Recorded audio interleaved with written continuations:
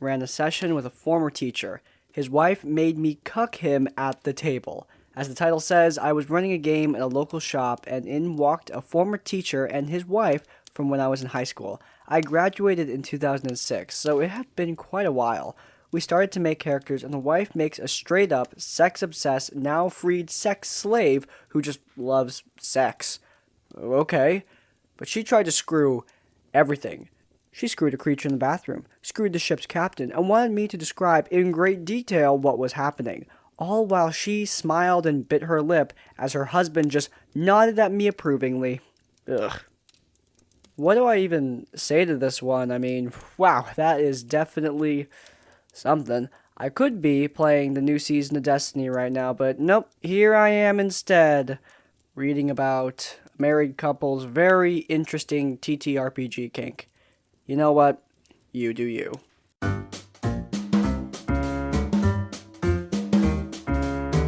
Some spoilers ahead for Descent into Avernus. After one of my previous characters died at the hands of a devil, I approached my DM with the idea of a new character, a fallen paladin, to parallel the idea of redeeming Zariel by having a character who very much doesn't want to be redeemed.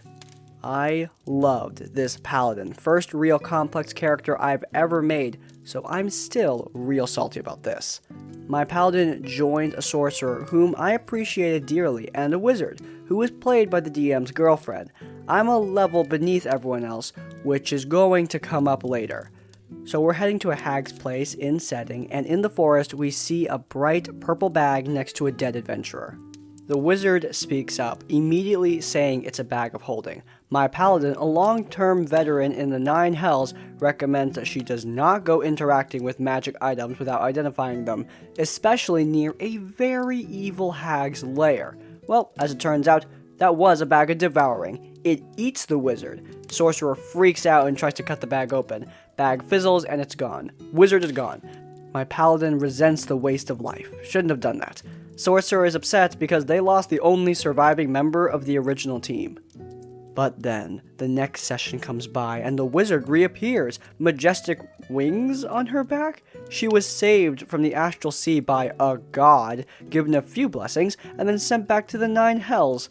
My character takes a bit of a problem with that, being a fallen paladin and all. He tells the wizard that gods don't just give blessings unless they want something from you. DM gets upset, says I'm being rude, so I just drop it. Fast forward through the campaign and a lot of stuff has happened. See, my paladin fell a hot minute ago and learned how people end up in the Nine Hells. He approaches Bel and asks to be granted a position in Hell when he dies. This, 20 sessions later, finally levels me up to the rest of the party. Bel tells the paladin to kill the wizard. We get a break, so I go to the DM. I tell the DM that end of the campaign PvP seems like a terrible idea. Just by how the characters were developed, I'd slaughter the other two and it'd be unfun for everyone involved, so just don't do it. Fast forward again, and we're at the end of the campaign. We've redeemed Zariel, everyone's happy, and her and Lulu ride off into the sunset. Suddenly, I'm told, I order you to attack the wizard while she's weak. So the paladin attacks, and we roll initiative. But I've got a big brain here. I've got a plan. First turn, I knock out the third player, pumped some mad smites into him, and I attack non-lethally. I turn to the wizard, who retreats into the sky, and after a round of getting blasted, Paladin says, I'm under orders to kill you, but there's no order that says you need to stay dead. I'll revive you afterwards. If you don't, I'm going to kill our friend here, and his soul will be damned to hell. I'm even getting a wish for this, so I'm going to wish that things like devils and demons can't enter planes they aren't native to. Great idea, isn't it? That is a great idea. I have a conman character I'm working on. That's totally something he would do. Love that idea. Anyway, I hear the DM quietly pondering what should happen. I've got my weapon to the downed PC, and I have got enough HP to survive anything at least long enough to kill him. We're at an impasse. Suddenly, the DM announces that I have a tap on my back. A literal angel, presumably the one we saved, says he's going to help me with something, and he stabs me in the back twice, instantly downing me. He rolls into initiative and goes next. What a coincidence, hitting me twice and killing my character. The paladin wakes up naked and weak in Avernus, and the angel congratulates the rest of the party for saving the world. And the kicker is the DM got upset at me for not being happy about how everything turned out. Said I was being a bitch about it. The campaign took a year and ended with rocks fall on you and you die. After all that, I still play the game with that DM, which is another story. I'm out of his games now though, and my general level of stress has shot down so much. No D&D is better than bad D&D. I don't think the final PvP scenario should have happened in any capacity at all. As the OP points out, it was just not a good idea. However, he actually pulled something really cool out of that ending. Tricking devils is just really awesome, and in Descent into Avernus, it fits really naturally into the plot. Ending the campaign with a huge trick like that, killing a PC only to bring them back, subverting the deal, and getting a wish in the process to stop further invasions, great stuff. Super good. Love it. Awesome. But the DM wanted to railroad the party into one final ending, and that ending, I guess, didn't include the paladin. Also, yeah, the story of the DM favoring their partner over the rest of the party, it's a tale as old as time at this point. Look, I think that you can absolutely play D&D with your partner or someone that you're already friends with. There's nothing wrong with that at all. It's totally possible. You just need to fall back on the rules and make sure that you're not favoring them. Think about the choices you make as DM and make sure you're not treating anyone with overt favor or overt malice. Alright, next story. This story is about a player who would almost never compromise to the plans and overall goals of the party. We all met on a game advertisement on Roll20. Everyone seemed cool and the DM was nice, so it was pretty smooth sailing at first. The problem was that whenever we came up with a plan of attack on how to handle something, our halfling ranger, the problem player, would agree to our plan and then go and do whatever she had originally suggested anyway and laugh about it. She wasn't being a contrarian, as she wouldn't just oppose literally any plan we had and would follow a plan or course of action if it was one that she supported. But any plan that she clearly didn't like, she would pretend to agree with and then just ignore. This went on for 6 sessions. You may be wondering why we never said something to her sooner. We had brought it up to her, this lack of cooperation when a plan wasn't to her liking, both in and out of character. But she would just shrug and say that it all worked out anyways, and say that that's just how her character was because chaotic neutral. It was true that all of our plans up until this point that she'd refused to follow had succeeded in spite of her, and we'd never faced any serious consequences as a result of her refusing to follow them. That said, a few of us were getting real annoyed and were wondering what we would do if serious consequences were to occur as a result of her inability to cooperate and compromise. The answer came during a heist we were carrying out as part of a job on behalf of a local mob boss. There was a store on the outskirts of town which hid a vault in its center. The plan we came up with, which the halfling agreed to, was for our tiefling rogue to sneak in after dark after a couple of the party cased the palace during the day, unlock the vault, and deal with any traps, and then make off with the money inside. The halfling had brought up the idea of her crawling through the air vents to the interior of the vault and unlocking it from the inside. This wasn't a bad idea per se, but the problem was that she lacked the tools to disarm traps, and the fact that she'd have to crawl meant that if things went awry, she wouldn't be able to escape as quickly as a tiefling could on foot. On top of all that, we didn't have any intel on the interior of the air vents to begin with. So, the group is in consensus. Our rogue heads in as per the plan and starts scanning the vault door for traps. Unbeknownst to us, though hardly unexpected at this point, the halfling did what you'd expect and decided to go through with her plan anyway and crawl through the vents and inside the vault, sneaking away from the rest of us in the process so none of our characters knew. As soon as she lands inside, the tiefling hears the sound of an alarm blaring as he's trying to unlock the vault and books it while the inside of the vault gas starts pouring out of the vents and suffocates the halfling. She falls unconscious and the rest of the party books it out of there before the guards show up. The halfling ends up being captured and is sentenced to a month of imprisonment. The DM was being really generous. After discussing what we could do both in and out of character, we all decided that breaking her out would be too risky since the city's guards were now more alert, and having to wait a month for things to die down and have some downtime would probably be smart. That, and we figured the halfling could stand to face some consequences for once. So we asked the DM if we can basically skip the month of her imprisonment, have some downtime, but halfling freaks out. She starts screaming over the mic that we're betraying her and ganging up on her and that everything we're doing isn't fair. I don't remember everything that she said, but we tried explaining to her that she brought it on herself and that she was lucky that she was only facing a month's imprisonment, but nothing would get through to her. The session ends with her leaving in a huff and then leaving the server and blocking all of us the next day, after leaving a vitriolic message on our server saying that everyone, including the DM, were railroading her and preventing her from playing her character.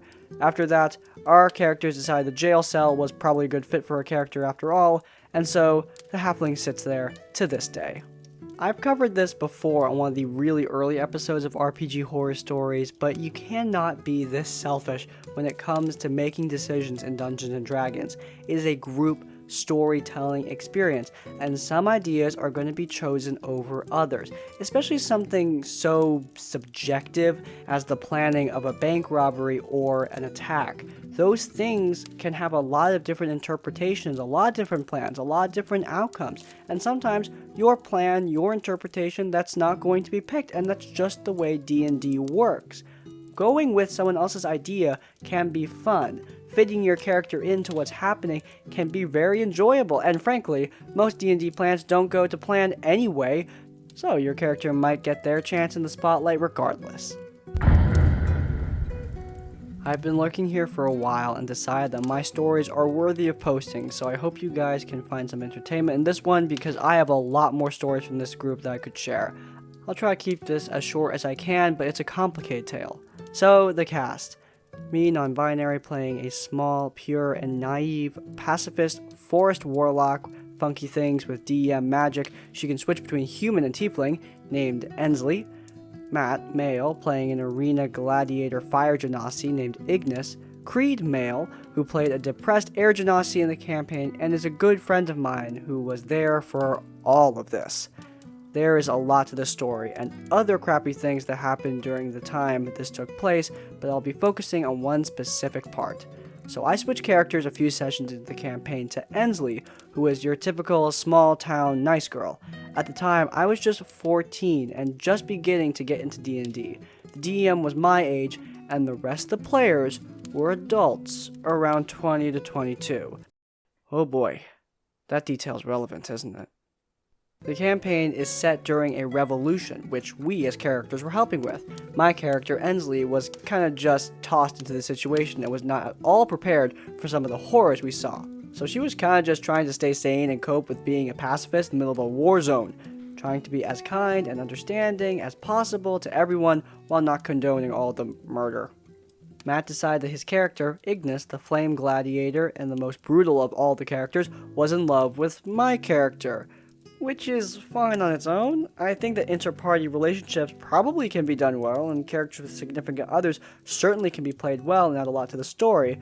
I've seen it happen with my character and an NPC in a different campaign. However, I was 14. He was 21/22 at the time, and I was just figuring out that I was, and am, indeed very asexual and aromantic, and very clueless, of course. He knew about that, and knew at the least that I was a minor on the younger end. I didn't intend to get into anything romantic with this character, and hadn't even thought of the possibility, really.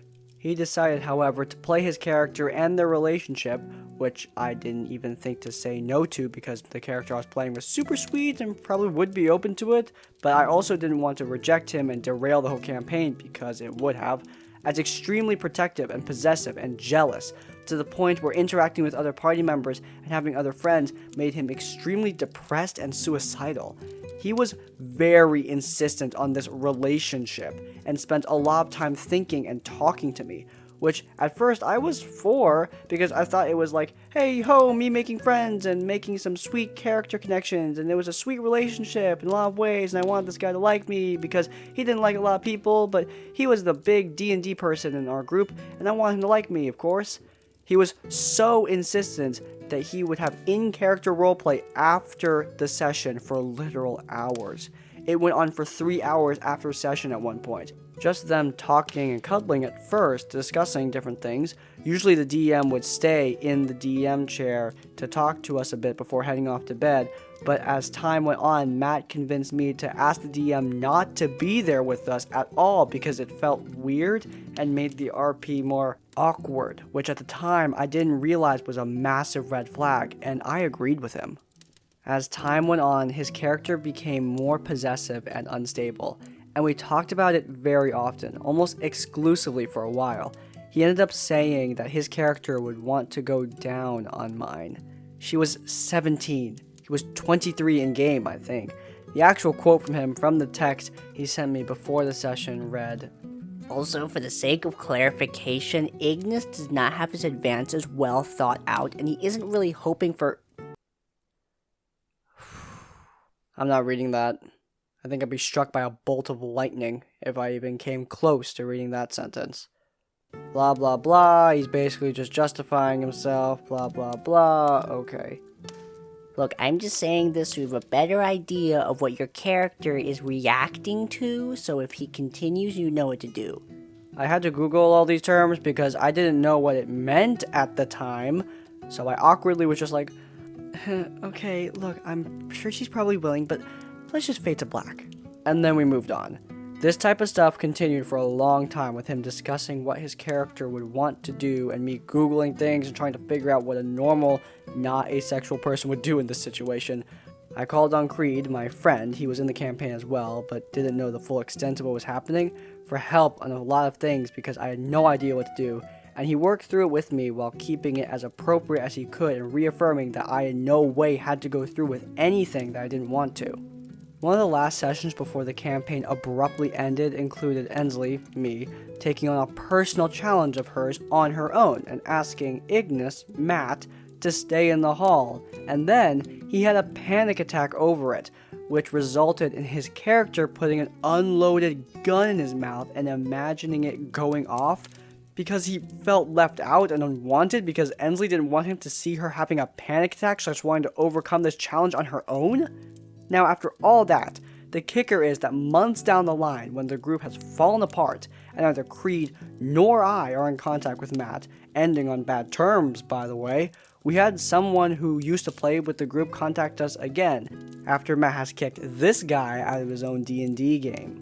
This person has told us that Matt has been calling Creed a pedophile to everyone they meet and talk to, presumably because he and I are good friends and spent a lot of time in calls together, something that Matt and I also did, but Creed never did anything explicitly sexual boundary crossing, of course, which was quite angering in how first incorrect that was and how second hypocritical of him that was, not to mention how offensive to tell people while Creed nor I had any way of knowing/defending ourselves. Also, Matt had a girlfriend during this whole ordeal who he wouldn't actually talk about in any of this because she would get jealous and have issues with it. So yeah, that's the gist of that story about Matt and that D&D group. I'm now much better with much better players, having much more fun, but let me know if you want to hear more from that group/time because boy, there's a lot.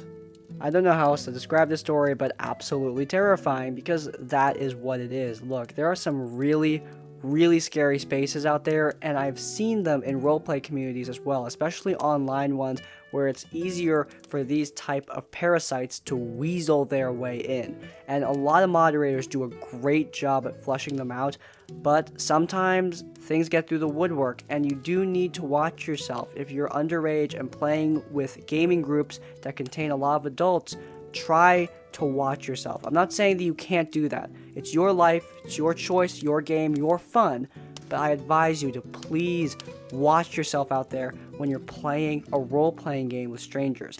It is a common place for grooming, so please keep an eye out for red flags. Now, of course, I do want to mention this because I can already see the comments, but look, don't blame OP for this. It's not their fault. It isn't. I understand that there were red flags, but frankly, when you are 14, a literal child, you do not recognize those red flags, and these people can be incredibly emotionally abusive and manipulative, and since they're adult and it's coming from a place of perceived power, it's a much different dynamic. Try to have some empathy for the victim. It's good. Alright, this is not their fault. This is definitely more of a serious topic than what I usually cover in these analysis sections, but yeah, this is definitely important. Please do watch yourselves out there, guys. Alright, if you guys enjoyed this episode of RPG Horror Stories and you want to let me know, then please do leave a like. If you want to see more of my content, then please do subscribe to Crispy's Tavern. And finally, if you want to leave your own stories or thoughts, go down to the comments down below. If you can't think of a comment, leave the comment, I'm not reading that, to let me know you made it to the end of the video. In essence, like, comment, subscribe, I will see you all next time. Farewell.